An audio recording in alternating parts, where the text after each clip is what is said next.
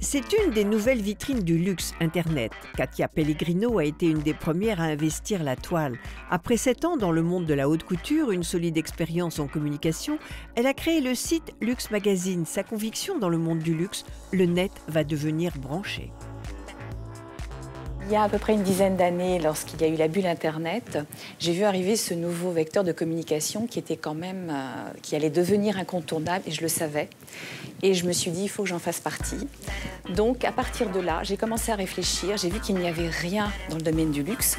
Et je peux vraiment affirmer que nous avons été le premier magazine de luxe sur Internet qui s'est créé à l'époque. Évidemment, j'avais demandé aussi également à mon époux, qui est dans l'informatique, ce qu'il en pensait. Il m'avait dit, écoute, vas-y, banco, lance-toi. Et quelque part, je savais qu'on ne pouvait pas revenir en arrière. C'était un champ des possibles extraordinaire. L'évolution de la communication lui a donné raison. Luxe avec Internet, oui, ce n'est pas incompatible.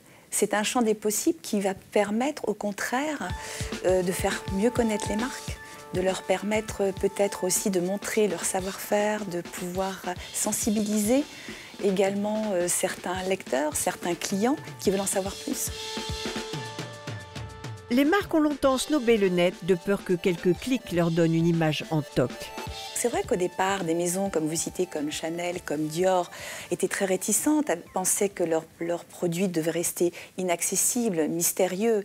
Et puis à l'époque, il ne faut pas oublier non plus que le luxe, on avait besoin du luxe et on avait besoin, les personnes qui achetaient du luxe avaient besoin d'une reconnaissance sociale. Donc on allait dans la boutique, ce qu'on continue à faire bien évidemment, mais il n'y avait que ce biais-là. Alors que maintenant, le luxe, avec ce type de marque, ça vous permet déjà d'avoir des vitrines interactives qui permettent de faire réagir le client. Par exemple, si vous prenez l'exemple de Vacheron, il a créé un club des connaisseurs et club des amateurs. Ça lui permet de réagir aussi en fonction de ce que vont lui dire ses clients. Donc d'ajuster, c'est un marketing relationnel et un outil incroyable. Rencontre avec des créateurs et des artisans et des voyages, le site explore le monde du luxe dans sa totalité. Katia Pellegrino aime partager ses coups de cœur.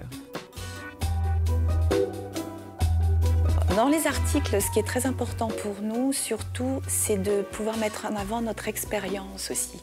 De pouvoir dire, voilà, par exemple, si nous sommes allés dans un lieu, pouvoir raconter soit notre expérience, avoir raconté notre sentiment, la sensibilité, l'atmosphère que nous y avons trouvée. Parce que je pense, encore une fois, qu'on a envie de faire rêver le lecteur, tout d'abord. Si on le fait rêver, on lui donne envie d'y aller. Donc je pense que ça, c'est l'atout principal, c'est de pouvoir parler de choses que l'on connaît. Et parallèlement à ça, il est clair que nous avons des articles qui sont des dossiers où on va donner des idées.